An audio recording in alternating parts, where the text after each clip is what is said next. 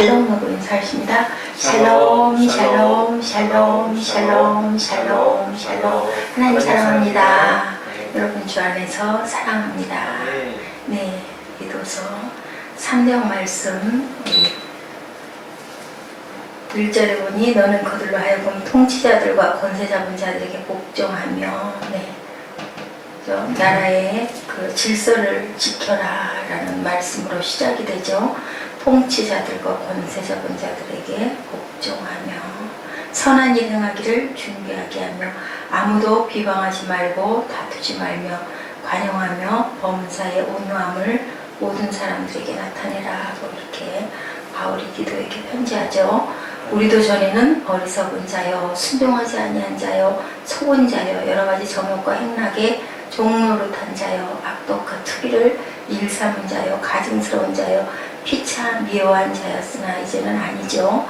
우리 구주 하나님이 자비와 사람 사랑하심이 나타낼 때 우리를 구원하셔서 우리가 행한 바 의로운 행위로 말미암지 아니하고 오직 그의 긍휼하심을 따라 중생의 시승과 성령의 새롭게 하심으로 하셨나니 의롭다 할 자가 하나도 없어요. 그죠? 하나님께서 우리를 사랑하셔서 우리를 구속하시고 이렇게 성령으로 새로운 새 생명을 만들어 주셨나니 우리 구주 예수 그리스도로 말미암아 우리에게 성령을 풍부히 부어주사 성령이 안 계시면 우리 힘으로 될 수 있는 것은 아무것도 없습니다. 그죠? 미워하고 비방하고 투비하고 분쟁하고 또한 서로 원망하고 책망하는 그런 부분들이 우리 마음속에는 항상 끊임없이 싸움을 하고 있죠.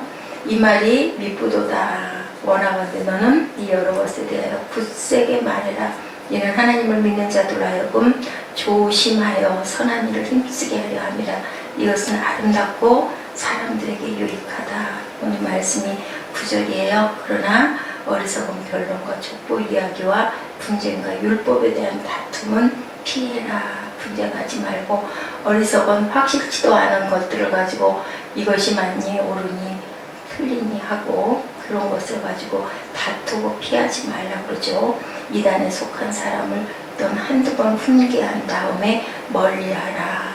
이러한 사람은 내가 아는 바와 같이 써서 스스로 정죄한 죄로 죄를 지으니까 훈계를 한두 번 하더라도 그리고 나서 말을 듣지 않으면 그저 피하라. 불의를 멀리하라고 이렇게 말씀하고 계시네요. 어리석은 변론과 족보 이야기와 분쟁과 율법에 대한 모든 것들은 피하라. 왜 그럴까요? 무익하고 헛되기 때문이다. 세월을 아껴야 되기 때문에 이런 것들은 피하라. 복음적 신앙을 가진 사람이 주님께로부터 칭찬과 상급을 받게 되죠.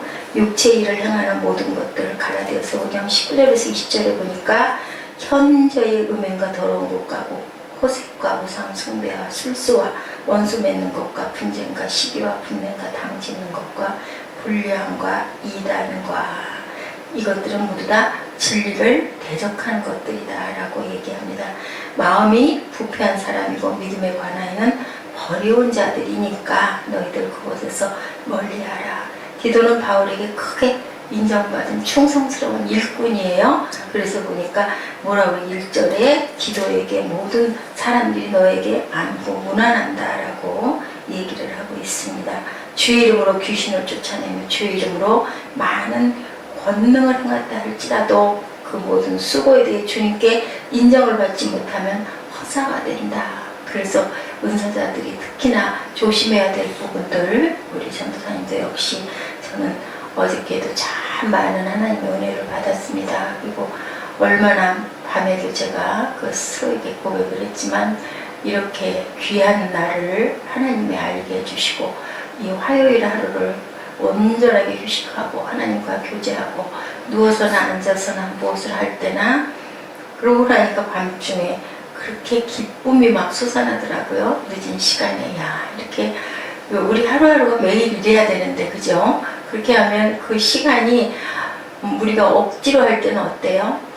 그게 그냥 너무 힘이 들고 답답하고 지루하고 도대체 내가 이게 뭘 하고 있나 이런 생각이 드는데 어제는 휴대폰도 배터리가 나가가지고 오전에 일찍 여러 곳에 사진 보내고 거기에 일일이 또 인사하고 문자하고 하느라고 시간을 한 시간 반 정도 보낸 거 외에는 한 번도 그걸 들여다보지를 못하고 인터넷도 가까이 못하고 뭐 특별히 책도 없었고 뭐 특별히 그렇다고 성경을 많이 읽은 것도 아니었고 그런데도 어저께가 왜 그렇게 어제 그 하루가 기쁘고 즐거웠는지 밤 시간에 뭐 그 가사 일이 여러 가지 조금 번다한 게 있기는 했지만 사무엘 때문에 좀 공부하는 거 봐주느라 그런 게 있었지만 아주 어저께 그렇게 기쁜 그런 날이었어요. 그래서 깨달지 못하고 알지 못했는데 하나님이 너는 이렇게 살아야 한다라는 것을 이렇게 알려주시고 증거해 주셨구나. 응답도 참 많이 받았고요. 깨달아지는 것도 굉장히 많은 그런 아주 귀한 하루였었습니다. 바울은 디도에게 내 교법과 세나와 및 아볼로를 급히 보내었어요. 이들을 보낸 것은 궁핍함을 돕기 위함이었고 궁핍함을 도울 교사의 파송은 오늘의 교회들이 빼먹기가 참 쉬운 공동체 인식에 대한 중요성을 다시 한번 얘기하죠. 가난하고 어려운 교회들을 좀 구한 교회들이 많이 도와서 주저앉지 않게 십자가를 내리지 않게 죄 종들이 울지 않게끔 작은 교회들이 참 많아야 되는데 그래야 지금 대형 교회에서 셀이라고 그러나요? 목장이라고 그러나요?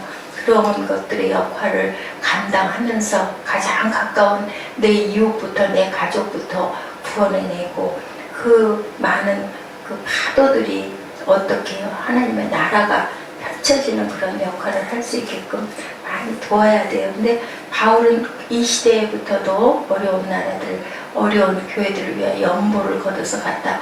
본인은 넉넉하지 않았으면서도 그죠? 또 이렇게 받기도 했었죠. 그러면서도 본인도 또 자기 일을 가지고 떳떳하기 위해서 나는 당신들에게 그러한 뭐 먹고 입는 것에 대한 그러한 부담을 끼치지 않겠다라고 이렇게 아주 당당하게 얘기할 수 있는 얼마나 바울의 인생이 그 생애가 공고하고 힘들었을까. 그런데도 제가 그 잠깐 느꼈던 어제와 같은 그 기쁜 마음을 가지고 하루하루를 새벽에 눈 떠서 반중까지도 밤에는 강론하고 낮에는 또 장막 입는 일을 하면서 그렇게 살 수 있었던 하나님이 지키시고 보호하시고 온전히 이끄셨기 때문에 그랬겠구나라는 그런 생각을 해봤습니다. 어저께. 그리고 이제 마지막으로는 문안과 축도로 끝맺는 부분이 이 기도서 3장 내용으로 나와 있어요.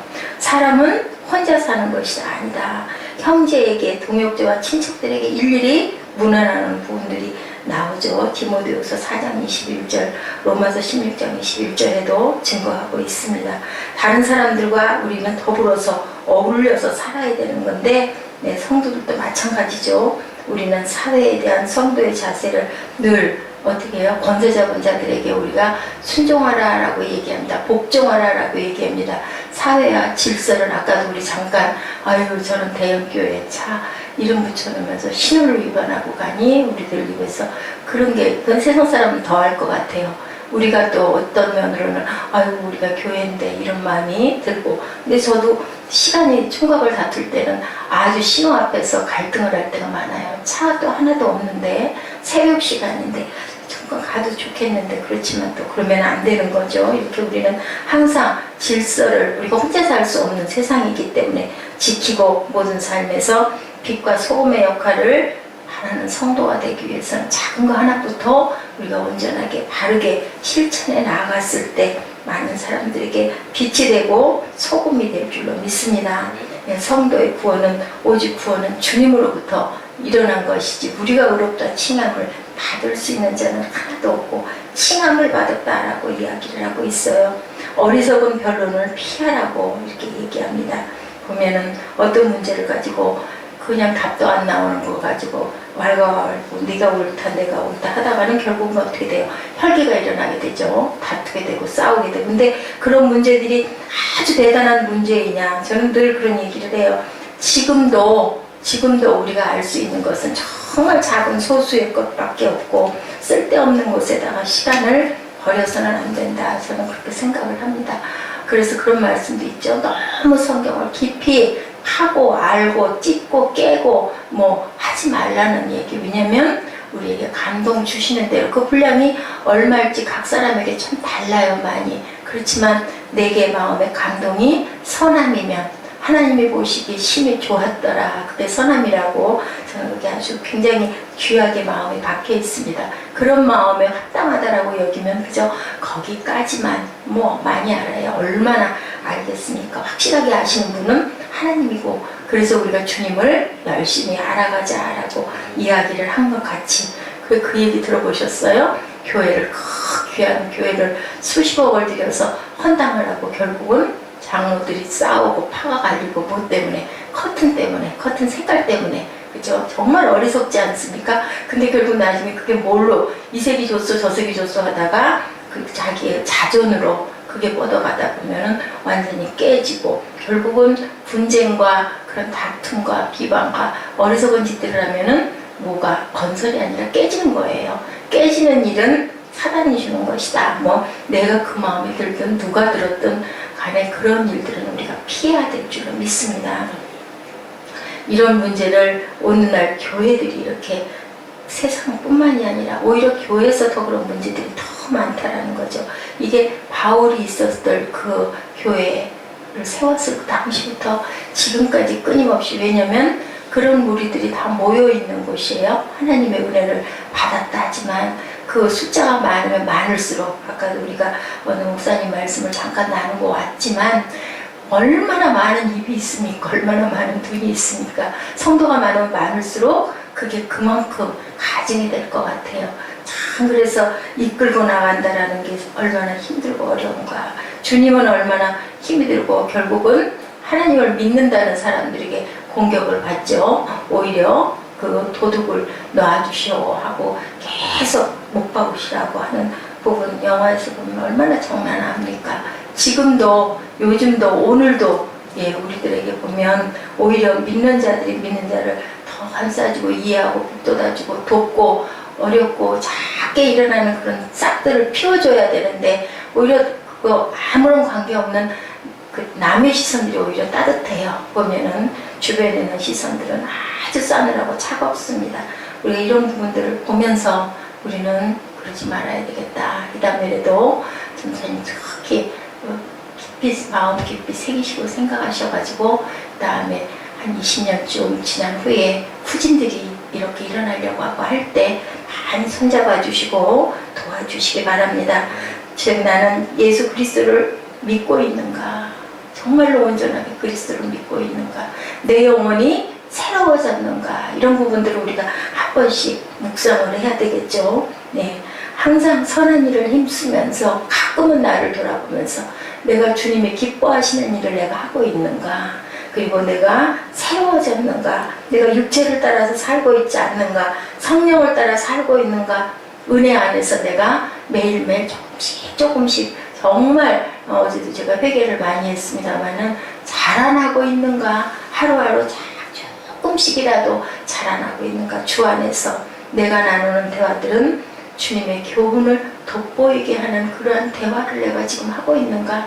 아니면 하다 보니까 결국은 누구를 비방하거나 원망하거나 탓하거나 내 탓이 아닌 상대방 탓을 하고 있지 않는가? 이런 것들을 한 번씩 우리가 돌아보면서 주님이 기뻐하시는 일을 다른 게 필요 없을 것 같아요. 네, 뭐 큰 대단한 위대한 그런 이름을 획을 남기는 그런 사람들도 많겠지만 하나님이 기뻐하시는 그 부름을 따라 내가 그 상을 따라 달려가고 있는가?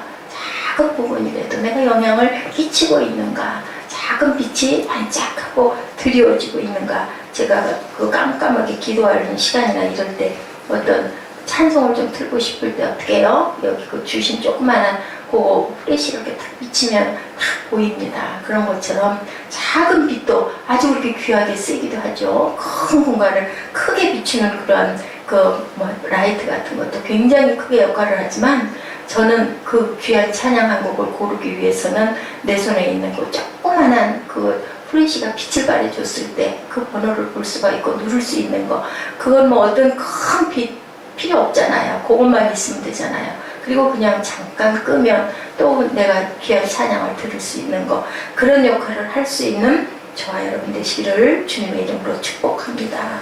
내가 입술로 지금 얘기하고 있는 모든 것들을 하나님이 듣고 계시고 보고 계신다라는 생각을 한다면 우리가 말 한마디도 항상 주의해서 조심해서 하게 되고, 또 내 마음 안에서 이건 아닌데 싶었을 때는 아무리 내가 그 부분에 비워지지 않은 부분이 있다 할지라도 성령께 의지해야 되겠죠. 성령님 이거 안 됩니다. 이것 좀 도우시옵소서. 본문의 8절에서 10절의 그 말씀들이 굉장히 귀한데 그것을 풀어놓은 그 성경을 제가 잠깐 봤습니다. 지금까지 내가 말한 것은 모두 진실이다. 그러니 그대는 이러한 점들을 강조해서 그리스도인이 언제나 착한 일에 전념하도록 가르치라고 이렇게 얘기하고 있어요. 이것이야말로 올바르고 보람있는 일이다. 쓸데없는 족보 이야기나 온당치 않은 논쟁에 말려들지 마시오. 유대인의 율법을 지키는 일을 두고 토론이나 싸움을 하지 말라고, 진리 안에서 자유하라고 그러죠. 아름답고 유익한 일, 무익하고 헛된 일은 하지 않도록 아예 멀리하라라고 이렇게 얘기하는데, 디도서는 디모데전서와 같이 목회 서신이죠. 사도 바울이 목회자 디도에게 보낸 개인 서신입니다. 디도가 사역하고 있던 그레데슨 지역의 교회는 유대주의와 이단들이 교회를 어지럽히고 있었을 그때 바로 바울은 얘기해요. 자기가 사랑하던 제자였던 아들과 같이 여겼던 그 디도에게 바른 신앙과 바른 삶을 이어가도록, 그렇게 해서 그리스도인이 올바른 의식을 네가 가져야 된다라고 권면하고 있습니다. 이런 얘기가 올라와 있어요. 한양 가는 길목에 80님마다 이 신나무가 지정되어 있었다고 그래요. 무슨 얘기인지 아시겠어요? 신나무. 그래서 제가 참 그 얘기가 의미가 있다 싶어서 제가 열심히 그걸 읽어봤는데요. 80리마다 신을 걸어 놓는데요. 왜냐하면 집신을 신고 가다가 80리쯤 되면 집신이 다 된답니다. 그 이제 그렇게 그쯤 되면, 그러니까 거기에다 신발을 걸어 놓는, 그러면 지나가는 그 행인들이 거기다 신을 걸어 놓고 그리고 새 신을 바꿔서 신는 그러한 의식이 있었다고 그래요. 그런데 또 보면은 유럽 쪽의 나라들은 신발이 다 되면 어떻게 해요? 태워서 없애버린다고 그래요. 이건 무엇을 얘기를 하고 있을까요? 신발을 걸어놓는 의식과 걸어두지 않고 태우는, 이 8절에서 보니까 이 사실을 굳세게 말하라 라고 얘기를 하고 있죠. 왜 그렇게 굳세게 말하라 라고 얘기를 하고 있을까요? 신발 얘기를 하다가 지금 잠깐 옆으로 갔는데, 유럽의 십자가, 그 십자군 수칙을 보면 헤어진 신발은 반드시 불태워버리는 규정을 갖고 있다고 그래요. 태우지 않고 버리면 어떻게 악마가 신게 된다. 의식의 차이가 있는 거죠. 낡아진 신발의 처리를 두고도 동양의 의식과 서양의 의식이 이렇게 다르다. 서양 사람은 쓰레기는 태워버리는 것으로 생각하고 함부로 땅에 버리면 안 되는 것으로 생각했는데, 동양 사람은 땅에 버리면 썩어진다라고 생각을 했다는 거죠. 공산주의 사상에 의식화되면서 공산주의 방식대로 살게 됐던 많은 사람들, 개인주의 사상에 물들면 개인주의 방식대로 살게 되는 사람들, 의식의 차이가 이렇게 많은 차이를 갖고 있습니다. 의식은 그 사람의 행동을 유발하고 생활의 모양을 만들어 간다는 거죠. 수탉이 물을 먹는 모습을 보고 세 가지의 부류의 사람들이 얘기를 했어요. 인도주의자가 얘기합니다. 저렇게 고개를 올리고 숙였다 올렸다 하면 얼마나 힘이 들까? 참 치근하다라고 얘기를 했더니, 현실주의가 이렇게 얘기해요. 다 먹고 살자고 하는 거 아니겠어? 목을 쳐들지 않으면 그나마 한 방울의 물이라도 목으로 넘어가지 않으니까 당연히 목을 위로 쳐들어야 되죠. 크리스찬이 뭐라고 말했을까요? 물을 먹을 때마다 하나님께 감사하는 저런 자세가 얼마나 귀합니까? 목을 올렸다가 이렇게 내렸다가 올렸다가 내렸다. 어때요? 의식의 차이가 굉장히 있죠. 태워서 없애버려야 된다. 아니면은 그 걸어놓으면 떨어져서 뭐가 된다? 걸음이 될 수 있으니까 우리는 이렇게 걸어놓는다. 의식의 차이. 현실주의와 또한 이렇게 공산주의들의 차이, 이런 방식들, 개인주의 사상들이 이렇게 많은 차이를 가지고 바라본다라는 것을 얘기하고 있습니다. 그리스도를 믿는 사람과 믿지 않는 사람의 의식의 차이가 이렇게 있는 거죠. 믿는 사람들은 머리를 들고 그 물을 먹고 나서는 하늘을 바라보고 기도하는 그러한 그 자세가 얼마나 귀하냐, 이렇게 우리가 해석을 하고 갈 때 우리 마음에 기쁨과 사랑과 또한 감사가 넘칠 줄로 믿습니다. 아멘. 베드로전서 2장 12절에 너희가 이방인 중에 행실을 선하게 가져서 너희를 악행한다고 비방하는 자들로 하여금 너희 선한 일을 보고 공고하시는 날에 하나님께 영광을 돌리게 합니다. 차별된 삶을 이렇게 얘기하고 있죠. 우리에게는 아름답고 유익한 일들을 해야 됩니다. 3절의 모습은 영이 죽어있던 때의 모습인데 하나님을 알지 못했던 우리의 옛 모습이 이런 것과 같았다는 거죠. 4절에서 7절에서는 뭐라고 말씀하고 있어요? 4절 한번 읽어봐 주시겠어요? 우리 구주 하나님의 자비와 사랑하심이 나타날 때에 네, 그런 사랑하심이 나타날 때 우리가 굳게 믿고 나아갈 수 있다. 천사들을 불러서 각자에게 바구니를 주시면서 하나님께서 임무를 주셨어요. 한 천사에게는 사람들의 감사를 담아오도록, 한 천사에게는 사람들의 소원을 담아오도록 임무를 주셨다고 합니다. 천사들이 파송된 후에 얼마 있지 않아서 한 천사가 가득 찬 바구니를 들고 하나님 앞에 왔어요.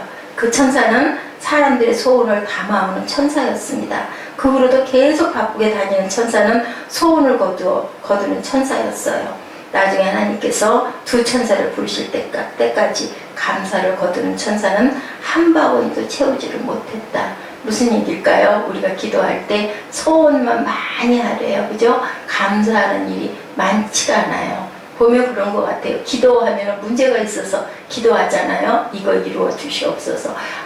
이게 이래서 도저히 저희가 헤쳐나갈 수가 없습니다. 그것만 하고 나서 이루어지고 나면 어떡합니까? 그냥 하나님 감사합니다 한마디 하고는 그냥 모르고 넘어가죠. 우리 눈을 뜬 장님들이 그랬죠. 안진뱅이들을 고쳐주면 어땠어요? 각자 자기 갈 길에 바빴어요. 그래서 또 문제가 생기면 또 소원을 빌죠. 이렇게 두 천사를 소원을 그리고 감사를 그랬더니 그 많은 바구니가 소원의 바구니에 올라오는데 감사의 바구니는 한 바구니도 채워지지가 않았다. 하나님이 보시기에 어땠을까? 우리는 늘 감사의 삶을 사셔야 될 줄로 믿습니다. 이사야 1장 3절에 소는 그 인자를 알고 나귀는 주인의 구유를 알건만은 이스라엘은 알지 못하고 나의 백성은 깨달지 못하도다 라고 이사야 선지자가 얘기하고 있어요. 한간 미물도 받은 바 은혜를 아는데 가장 큰 은혜를 입은 인간은 받은 바 은혜를 잊어버리는 배은 망덕함을 갖고 있다. 그렇기 때문에 무익하고 헛된 말을 하지 말라고 얘기하죠. 9절을 좀 읽어주실래요? 그러나 어리석은 변론과 족보 이야기와 분쟁과 율법에 대한 다툼은 피하라. 이것은 유익한 것이요 헛된 것입니다. 네, 이게 피해야 할 부분이다. 하나님 앞에서 무익하고 헛되다. 변론이란 성경의 어려운 내용이나 없는 내용, 구원과 무관한 일들을 무익하게 논쟁하는 것을 얘기하죠. 그러다가 나중에는 그게 고집으로 변해요. 자기 아집으로. 그래서 목사님들끼리 만나가지고 그런 것들을 가지고 다투다 보면은 절대로 끝이 나지가 않는다라는 얘기가 있어요. 분쟁이라는 것은 고린도전서 3장에서처럼 무슨 바울파, 게바파, 그리스도파하고 싸웠던 그런 분쟁 지금도 끊임없이 일어나고 있죠. 하나님의 성도된 우리들에게 위임된 사명은 뭘까요? 생명과 진리를 모르는 영혼들에게 생명을 심어주는 그것이 우리의 의무고 사명이고 하나님이 우리를 지어서 세워놓으신 목적인 줄로 믿습니다. 항상 우리들은 단호하게 끊어버려야 될 것들은 열심히 딱딱 잘라 끊어버리고 우리가 지금 해야 할 것, 늘 그런 얘기들 많이 하시죠. 본질을 잃어버리고 하다 보면 현상 속에 빠져가지고 헤매고 그걸로 인해서 싸우고 결국은 그러다 보면 목표지로 못 가죠. 배가 어디로 가요? 산으로 올라간다는 얘기가 많아요. 여러 사람이 배를 몰고 가려고 하다 보면. 그래서 항상 우리는 리더들이 해야 할 자세가 굉장히 중요할 것 같아요. 그리고 또한 옆에 거느리고 가는 그 격가지들을 잘 다스리고 간수하고 가야 될 부분도 굉장히 필요할 것 같습니다. 본문 10절, 11절에서 말씀하는 대로 이단에 대한 대처는 단호해야 된다. 우리 10절, 11절 한번 읽어주세요. 이단에 속한 사람을 한두 번 훈계하며 멀리하라. 이러한 사람은 내가 아닌 바와 같이 부패하여 스스로 정죄한 자로서 죄를 짓느니라. 네, 이렇게 멀리하라고 그러죠. 누구든지 이 교훈을 가지지 않고 너희에게 나아가거든 그를 집에 들이지도 말고 인사도 하지 말아라. 그에게 인사하는 자는 악한 일에 참여하게 된다라고 얘기를 하고 있습니다. 아니겠다 싶을 때는 그저 어디다가 맡기고 하나님께 맡기고 그죠? 또 언젠가 또 그것이 바뀌어서 구원받을 수도 있을 수 있으니까 그저 그 사람을 우리가 판단하고 또한 저주하고 하지 말고 그냥 발에 먼지도 털고 떠나라 라고 얘기를 하고 있습니다. 첨단 과학의 선물이 우주 왕복선이죠. 수십만 개의 부품으로 이루어져 있는데 그 중에 하나라도 빠지면 결국은 어떻게 돼요? 그 로켓도 발랄을 날아간다는 우주선들도 가다가 그냥 떨어져 버리는 일들이 일어나요. 지난번에 제가 말씀드렸었죠. 작은 볼트 나사 하나가 빠졌는데 그걸 가지고 정비 공장에 가니까 다 견적이 나오지 않습니까? 그랬더니 양심적인 어떤 그 엔지니어는 아유 여기 볼트가 하나 빠졌습니다. 그렇게 작은 거 하나만 빠져도 문제가 생기는 거죠. 그게 굉장히 중요한 거예요. 작은 이단적인 요소를 방치하면 그것이 어떻게 돼요? 물들게 되고 썩게 되고 그렇기 때문에 그런 부분들은 우리가 단호하게 나가야 된다. 영국의 철학자 밀은 어제 맨 끈은 오늘 허술해지기 쉽고 내일은 풀어지기 쉽다. 끈을 항상 점검해라. 우리가 하나님이 말씀하신 선의 자리에 우리가 서 있나? 그리스도가 기뻐하시는 일을 내가 하고 있나? 내가 내 안에 악이 자꾸 피어 일어나고 있지 않나라는 것을 항상 우리가 점검하고 무익하고 헛된 일에 우리의 정욕을 쏟지 말고 하고 나쁜 것은 모양이라도 버리는 그런 저희들이 되어야 할 줄은 믿습니다. 네. 오늘 아침 이 아침 하나님이 주신 말씀을 가지고 우리들 깊이 묵상하면서 기도하는 시간 갖도록 하십니다.